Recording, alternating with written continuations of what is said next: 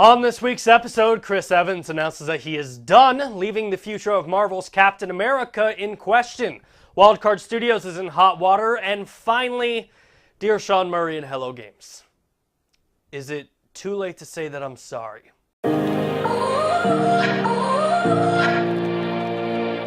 All this and more on this week's episode of The Nerf Report. Are you listening? Damn.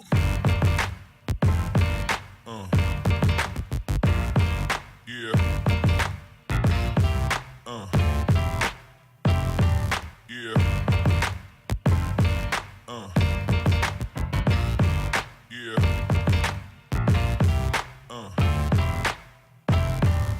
Welcome to the Nerf Report. My name is Bryant, Chappel. Thank you so much for being here. And let's just get straight into this week's news. This week, video game developer Wildcard Studios announced that their game, ARK Survival Evovled, is leaving early access and going into a full-fledged video game release. ARK Survival Evovled is the survival simulator where players awake on a mysterious island filled with dinosaurs.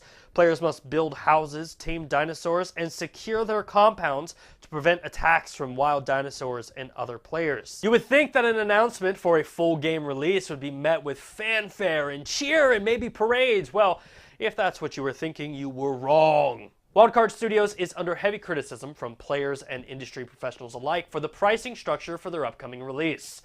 During early access, ARK Survival Evovled was priced at $29.99, and for the upcoming August 8th, 2017 full game release, guess what price you're paying? $59.99. That's right, ladies and gentlemen. For those of you doing math at home, that's a 100% markup. Is it worth it? Well, we're going to get into that. Wildcard Studios attempted to justify the price increase by saying it's an attempt to ensure retail parity. Many retailers will actually refuse to sell your product or even put it on the shelf if customers can actually buy it elsewhere for less. In this situation, I do not blame retailers for demanding that the game be priced $59.99. Why would I want to sell your product when a customer could just go on the PS4, Xbox One, or PC and purchase the game for $29.99? I do, however, blame ARK for thinking that their game is actually worth $59.99 in its current state. Before we go any further, it's important that I address the fact that I genuinely like ARK. I have over 100+ hours built into this game.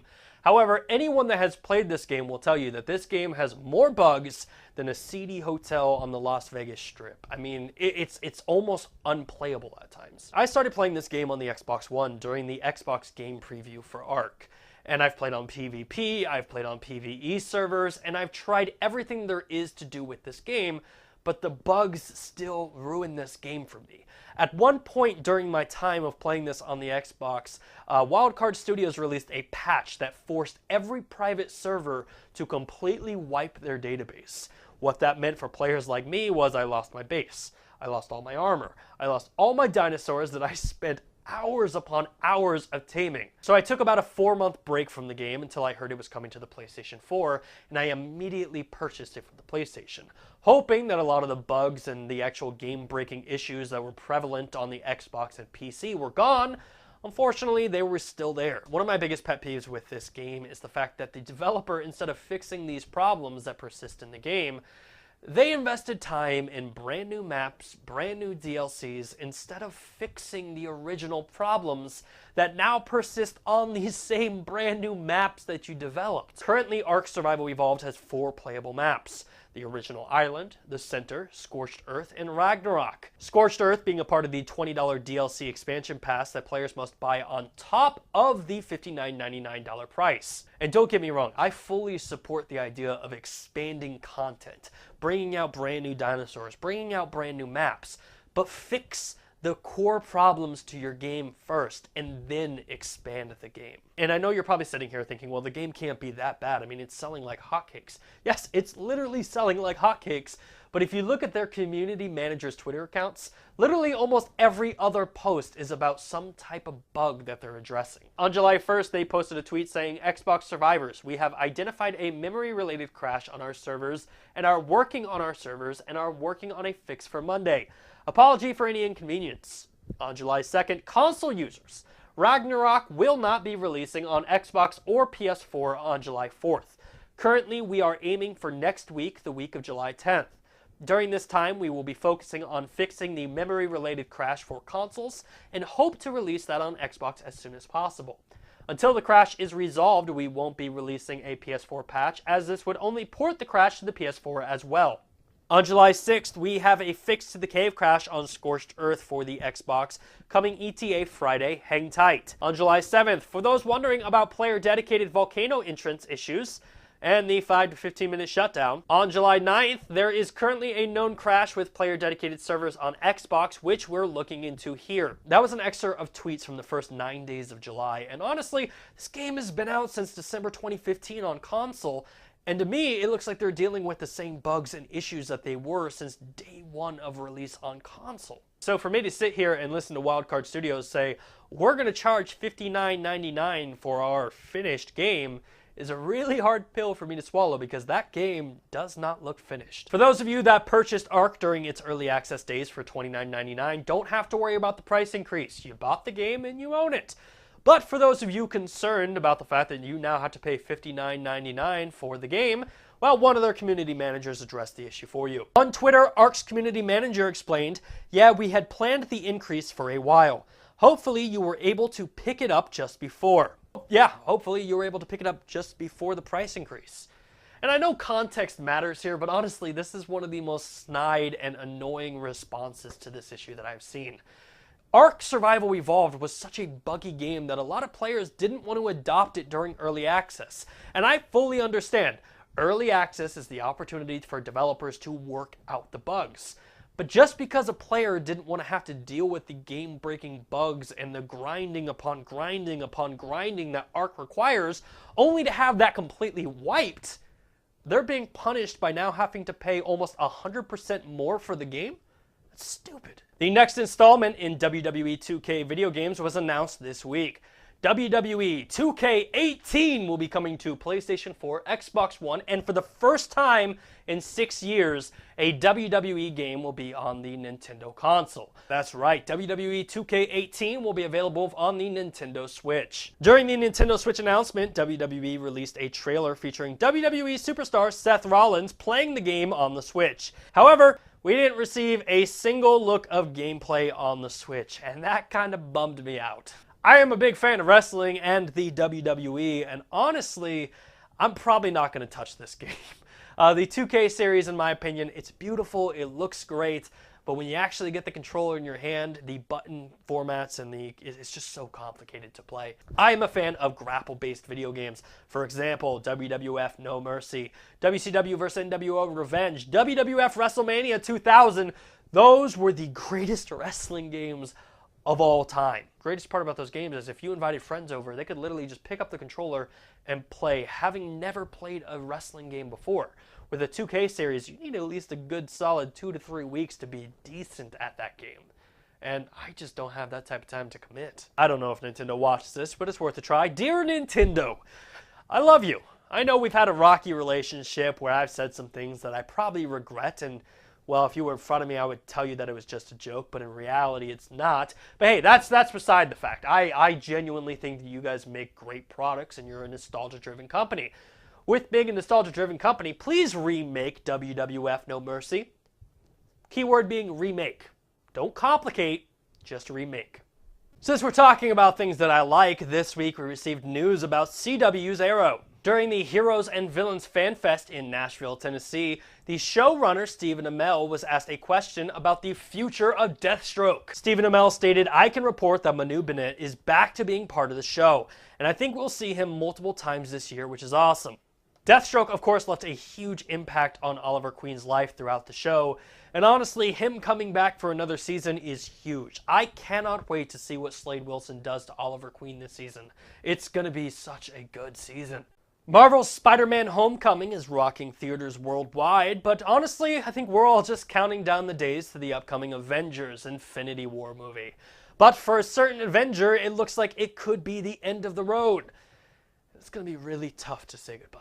In an interview with The Telegraph, Marvel's Captain America Chris Evans had this to say, "I had 6 films in my Marvel contract. So I could have said after the third Avengers I was done, but they wanted to make a third and a fourth Avengers film as a 2-parter.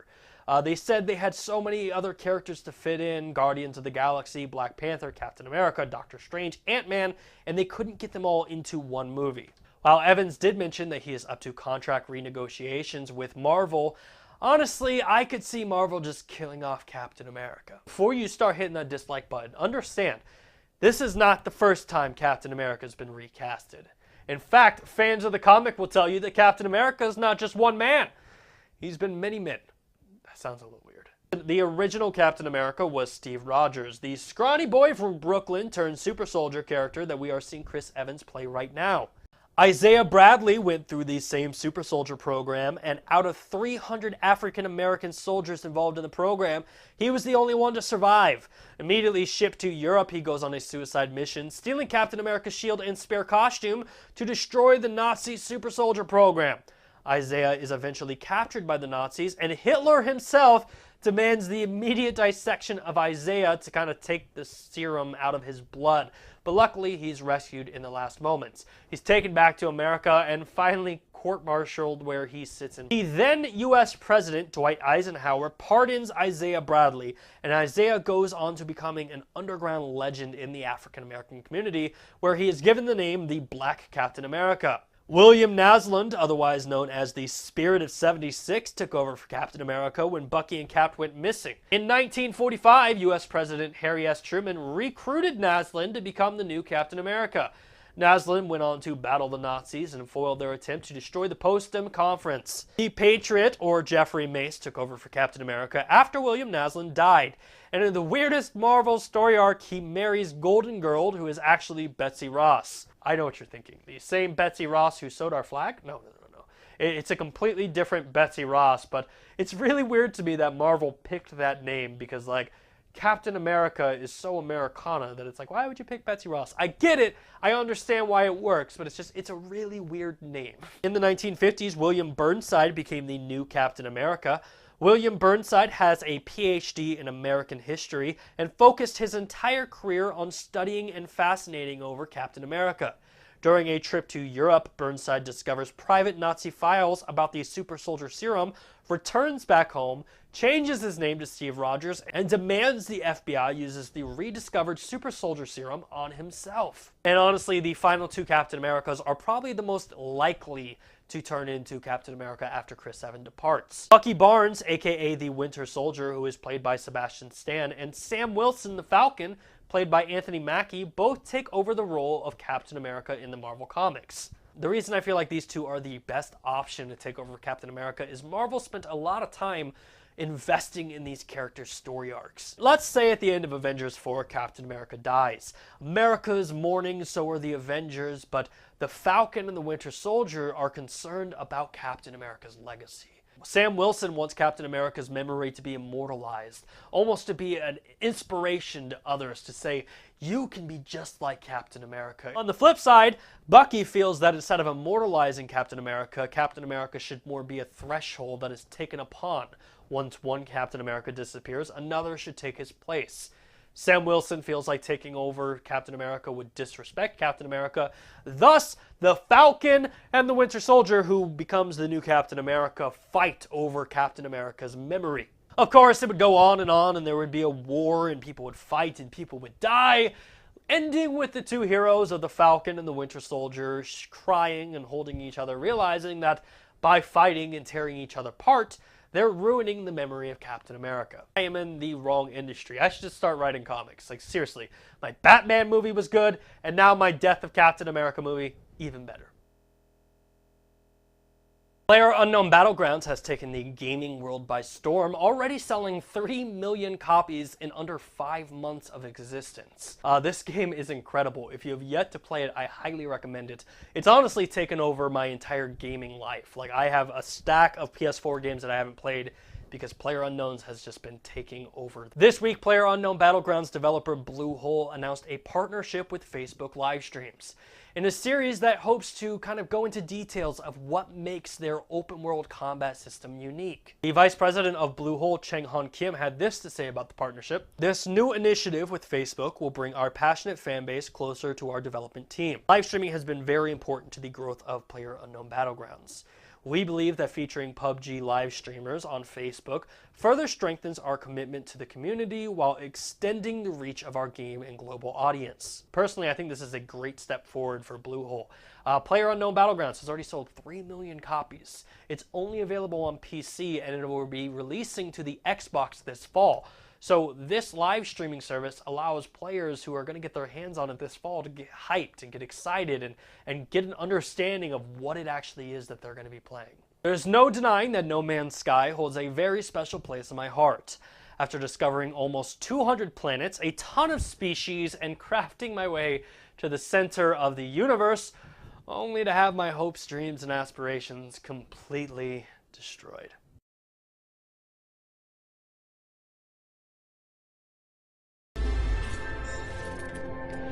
And here we go. This is it. The center. Here we come.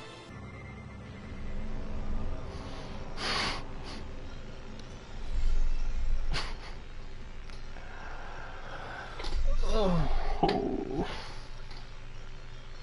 I swear to God. Commencing Atlas system suit initialization. You dirty fucking hippie. Life support systems activated. You start over in a new dimension.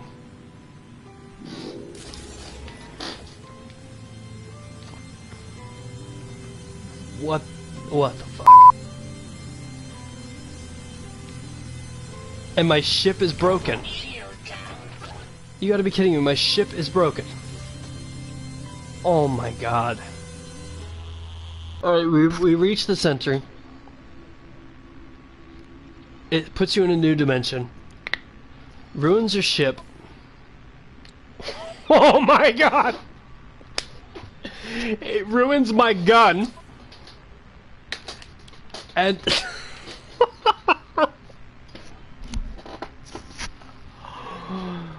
oh my God. And it ruins all of my exosuit. Wow. No Man's Sky had a very rocky start, with its lead developer Sean Murray being criticized for overselling the game. Most notably, Sean Murray promised that there would be multiplayer gameplay in the game, and when the game arrived, well, it didn't have multiplayer. Will you be able to play with your friends? Yeah. Following the release of No Man's Sky, Hello Games and Sean Murray became an overnight meme sensation. And it didn't help the fact, but Sean Murray and Hello Games went completely dark and quiet for 2 months straight. A lot of gamers like myself heavily criticize Hello Games and Sean Murray for this quiet period. If you've got a fire, it's best to address it. It's not best just to stare at it and just kind of smile and be like... I openly admit that Hello Games and Sean Murray made a mistake by overselling this game. But that does not mean No Man's Sky is a bad game. At its surface level, No Man's Sky is a space exploration game where players must travel and explore across the universe with the capability to explore 18 quintillion procedurally generated planets. Since its release, I have been an avid supporter of No Man's Sky. I have enjoyed every update that has came out since, and I've received a lot of crap for that. I'm known as the No Man's Sky kid amongst all my friends. But honestly, I think that this game did something really special. It innovated. And in today's gaming industry, no one innovates. Literally, Assassin's Creed, same game every single year. The exact same gaming mechanics. Madden, WWE 2K, FIFA, whatever sporting game you want to talk about, it's the exact same game. Call of Duty, exact same game every single year. Yes, the maps change. Yes, there's new characters. But it's the exact same game mechanics. No Man's Sky innovated in a gaming industry that refuses to innovate. And that's worth noting as something special. The literal shitstorm for this game got so heated that Steam offered refunds to players who played less than 50 hours of No Man's Sky. Since the initial release, Hello Games has released 2 updates to No Man's Sky. The Foundation update, which featured the ability to build bases and create a home on the planet of your choice. On top of base building, they also added a story mode with AI that sends you on missions throughout the universe. The second major update is titled the Pathfinder Update, and it allows players to build 4 separate vehicles that allow them to explore their home planets more effectively, released March of this year. Well, it looks like No Man's Sky and Hello Games are about to release another gameplay update, and honestly, this is probably the coolest lead up to a gaming update release that I have ever seen. Before I go any further, I need to give a shout out to a viewer, Brandon, aka BadBoy17 Mr. B, who brought Project Waking Titan to my attention. Honestly, I was completely unaware of this, and once I started reading it, man, I was going further and further and further down this rabbit hole, and I don't even know if I'm out of it yet. I'm still enveloped by this entire series. You're probably wondering, what's Project Waking Titan? Well, Project Waking Titan is an ARG, or an alternate reality game. Wikipedia defines an ARG as an interactive network narrative that uses the real world as a platform and employs transmedia storytelling to deliver a story that may be altered by players' ideas or actions. WIKI Games Detectives has done a phenomenal job at documenting every single step of Project Waking Titan, and I've included a link in the comment section down below if you want to know more. It all started on May 27, 2017, when a Twitter account dedicated to ARGs titled ARGN posted the following tweet. ProjectWT.com features a map that includes 60 pinpointed locations on the map. Each of the locations reveals a location's name and a status of confirmed or standby. The locations that are marked as confirmed also include a link that leads to a live stream of a country's local radio station. While doing a Google search, players also discovered WakingTitan.com. And upon clicking this, it asks a user for a username and password, which, well, at the time, none of us had. On June 2nd, the pinpoint for Moscow came online. However, data points seemed to be corrupted. Instead of Moscow being listed, the message of BW9ZY293 and a link to a paste bin was included.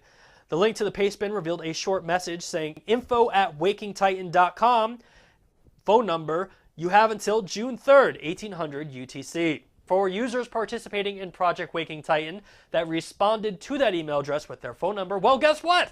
They received a phone call, and we have a recording of it. Is Waking Titan. He arose, and on the stars, lifted his curved limbs and kept them wide. Some very experienced ARG players were able to determine that those words correlated with a similar verse. He arose, and on the stars lifted his curved limbs and kept them wide, was from Hyperion by John Keats. While the majority of the players received the exact same message, one player received a different message. This is Waking Titan. Username Waking Titan. The username Waking Titan worked perfectly for WakingTitan.com, which left players wondering, what's the password? Well, remember that poem that was done by John Keats from Hyperion? Well, they took the word Hyperion, put it in the password form, and guess what? They got access. Upon entering the username and password, it revealed a hexagon with an arrangement of what the community is calling a sigil. At a certain period, these sigils begin to glow, and when you click on them, it asks you for your username and password. Well, the first sigil to glow asked for a username and password, but there was a little globe icon right at the bottom, and when you clicked on it, it revealed this PDF. The PDF was a top secret memo from Major Sophie Dubois to Elizabeth Layton. The secret memo included assessments to the project's assets, infrastructures, and participant skill. They also refer to current footprint and include social media websites like ARG sites, Twitter, Reddit, Game Detectives, atarc.org, Facebook, and 4chan. Final page of the PDF included a 5 alphanumeric formula that players rushed to solve and figured out that each of the break revealed a letter, ORION. Players rushed back to WakingTitan.com and entered the first password, Orion, into the first sigil. They received a message that said granted, and it unlocked the second sigil. Once again, needed another password. On June 8th, a broadcast began to play on ProjectWT.com throughout random times of the day. Here's a clip of the broadcast. We are the mystery hiding in plain sight. You will find us.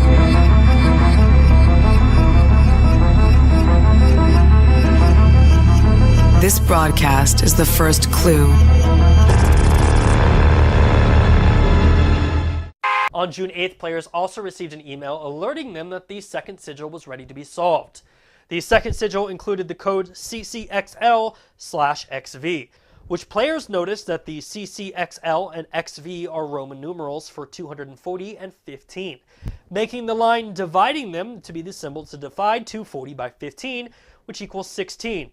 16, of course, being the correct password for the next sigil. Players who entered 16 into the password field received this really eerie video.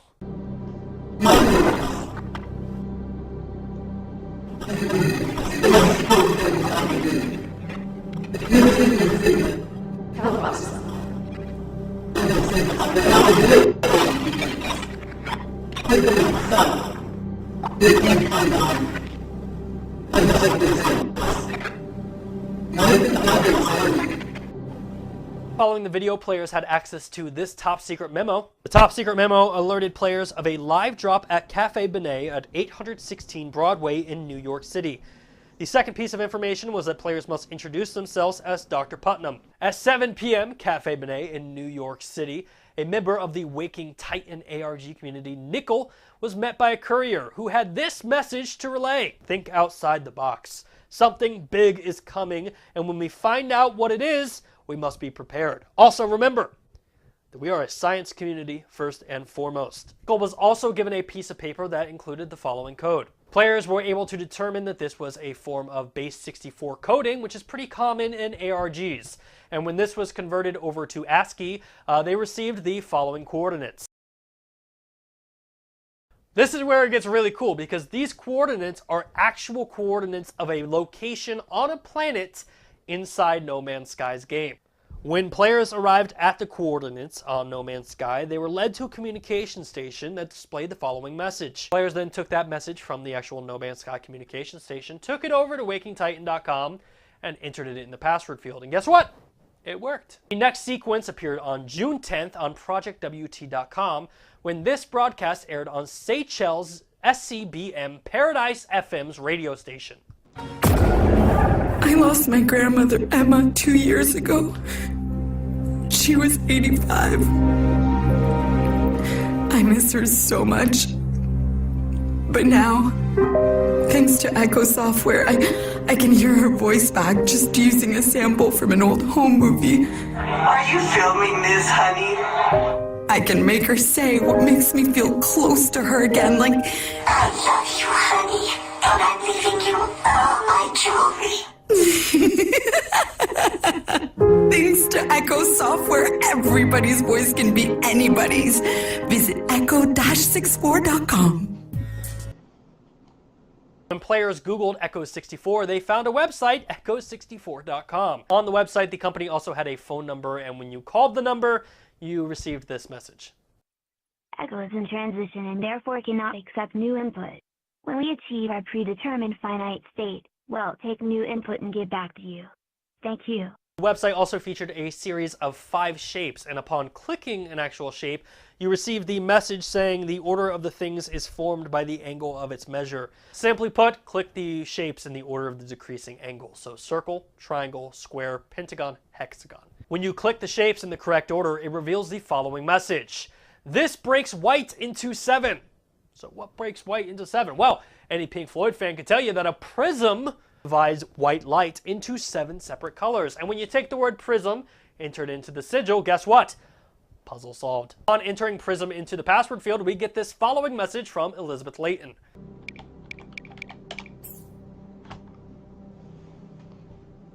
Hello, my name is Elizabeth Layton, and I'm the CEO of the Atlas Foundation.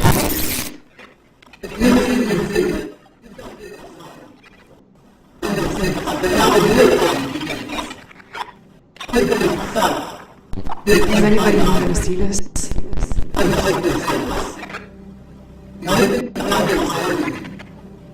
Next sequence included a link to multiverse technology, along with, on June 17th, Puerto Rico's very own WAEL 96 FM went live on ProjectWT.com with this advertisement.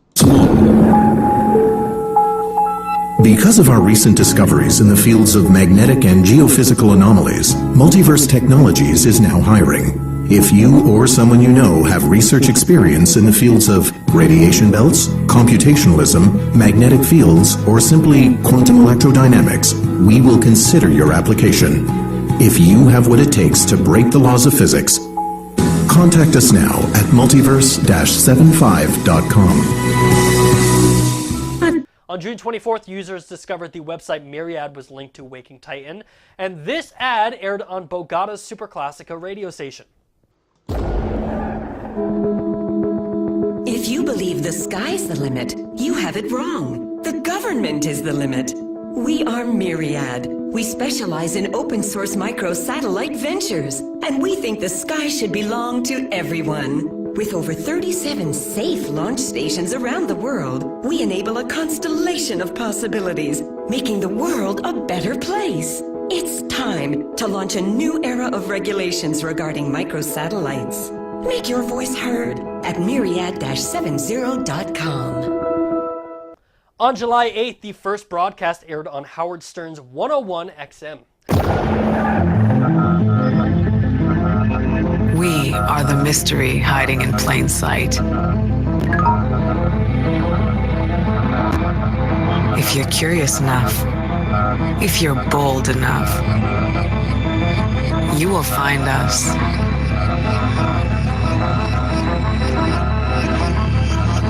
Pay close attention.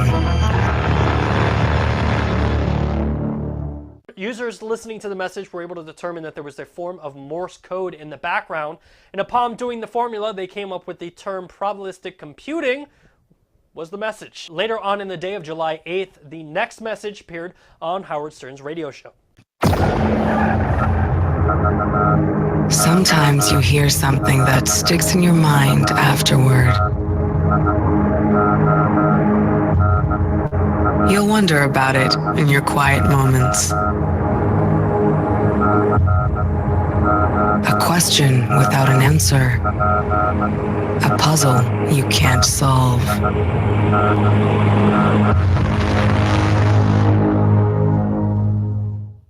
Once again, Morse code in the background. This time, brand new message, evolutionary computing.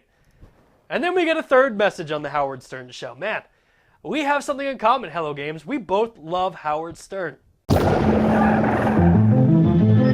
Pay close attention. You followed our clues and solved our riddles. But you were missing a piece. Until now. Will you solve the mystery? Or will you wonder forever? This time, the background Morse code didn't give us a term, it gave us a date. The date turned out to be the 19 May 1933, or May 19th, 1933, which users were able to equate that it would be Edward de Bono, who was born on May 19th, 1933, who also wrote books about probabilistic computing and evolutionary computing. The fourth and final message aired later on in the day on July 8th. Have we got your attention? We are the mystery hiding in plain sight. If you're curious enough, if you're bold enough, you can look for answers at wakingtitan.com. Go. It's time to finish this and begin something new. I know what you're thinking. You're sitting on the edge of your chair right now thinking, what did the Morse code say this time? Well, this time it was kind of weird. It gave us the code of blue, white, red, black, yellow, green, which users who are way too smart, or they just got Google, they were able to reference that that was actually an Edward de Bono book where he actually has a cover with hats that have blue, white, red, black, yellow, green hats. And honestly, I agree. This is the perfect reference. I mean, finally on July 8th, we received our final sigil, and wait for it. We received a message from God himself. Sean Murray reached out to us. The PDF reads, "We want to extend our gratitude to everyone who has contributed to the Mercury subroutine so far. We hope you have enjoyed the successful distribution of 180 access IDs, and we hope you will also appreciate the other interesting artifacts we have in store for you going forward. We intend to keep the process alive until the completion of Project Waking Titan in August. It is important to mention that we are very excited about the upcoming Phase 2 and 3 input from the Mercury subroutine. Will pave the way toward the new experience in version of 1.3 of a familiar universe. We look forward to the successful conclusion of this groundbreaking experiment. Regards, Sean Murray. On July 9th, everyone participating in Project Waking Titan received an email that linked them to a brand new Twitch page, twitch.tv/WakingTitan. And later on in the day, we were alerted that Waking Titan went live. Hello. My name is Elizabeth Layton, and I'm the CEO of the Atlas Foundation. Congratulations. You've reached the end of the line. The final answer. You've proven your value beyond any shadow of a doubt. Thank you for everything you've accomplished so far. I'm sure you have a lot of questions. Why is the Atlas Foundation doing this? What is it we hope to achieve? And what's your part in all this? I'm here to answer a few of your most burning questions. The Atlas Foundation is dedicated to studying the nature of reality itself. Over the last few weeks, we've been gathering together a community of creative and unpredictable individuals to help us in a series of, call them, collaborative thought experiments. You are the community we found, and you're everything we could have hoped for, and more. But now the real challenge begins. We're inviting you to join the Atlas Foundation's Citizen Science Division. Over the next few weeks, we'll have a series of very specific tasks we'd like you to perform, starting specifically on July 21st. We would like you to perform these both individually and collectively. As you can see, we're giving you time to rest and prepare yourselves for what's coming. But none of us will be idle. Between now and then, we'd like you to answer a series of questions and apply for your Level 4 Atlas Pass to help us establish benchmarks for our future research. To take the next step, visit csd.atlas-65.com and join our Citizen Science Division today. We are on the brink of creating something truly amazing, something that will change our understanding of reality itself. Don't you want to be a part of that? So this is where we are currently. Project Waking Titan and the Atlas Corporation are giving out 10,000 Level 4 Atlas passes. And let me be the first to say, as the only person out of all of my friends that have a Level 3 Atlas pass in No Man's Sky, that Level 4 Atlas pass is going to be super important. Personally, I don't want to wait till I actually receive it. I want to speculate the hell out of this. Let me know what you guys think it is in the comment section down below. Do you think that the 1.3 update to No Man's Sky is going to be as good as Project Waking Titan is kind of hyping us up to be? Personally, it could literally just be like a graphics update with some VR packages, and I would be perfectly fine with this. And I would probably buy a VR. But I, of course, want to know what you think. Let me know what you guys are speculating or believing in the comment section down below.